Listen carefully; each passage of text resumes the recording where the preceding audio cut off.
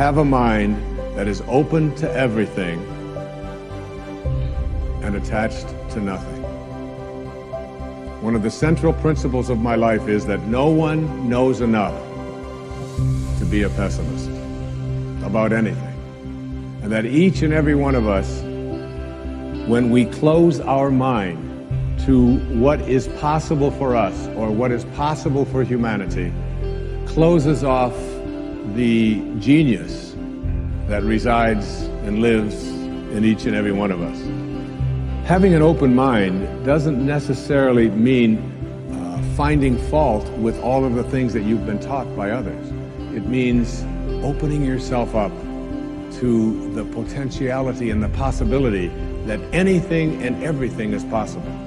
So having a mind that is open to everything and attached to nothing really means finding within ourselves the ability to get rid of a trait that I find so common in the contemporary world.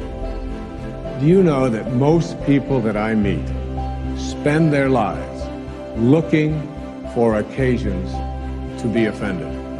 They actually are out there hoping that they can find some reason to be offended. And there's no shortage of reasons. They're out there everywhere.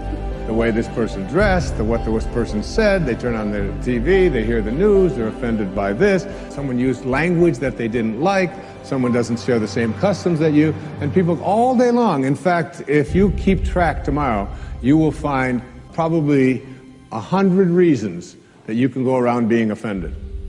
But a mind that is open to everything and attached to nothing is a mind that says, I'm never looking for anything to be offended by. And that whatever anybody else out there has to say, my response to that is, that's an interesting point of view. I've never considered that before. The next principle I call, don't die with your music still in you.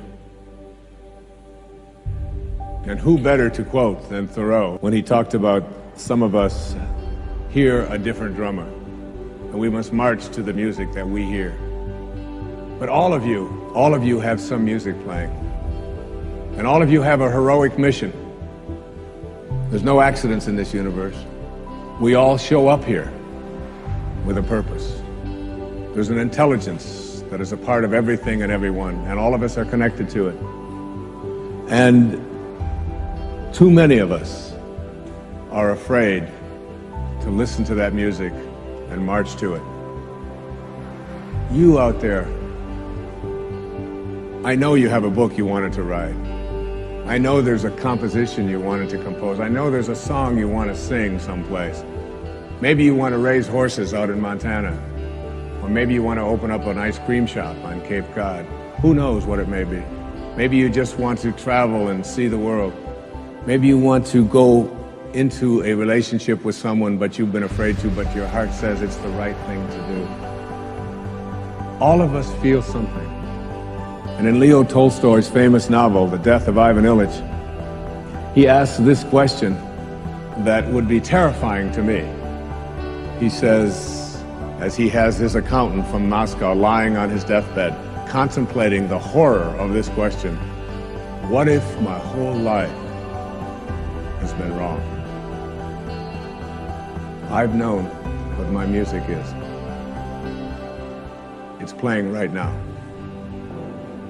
As I stand here in front of you with these cameras and in this place, and as I sit down and write my books and tell the world what I know are my truths, I feel always completely on purpose and fulfilled. And no time will I ever come to the end of my life and say, what if my whole life has been wrong? Whoever you are, whatever that music is, however distant it may sound, however strange, however weird others may interpret it to be, don't get to the end of your life and know that you're going to leave and not have it played yet. Don't die with your music still in you.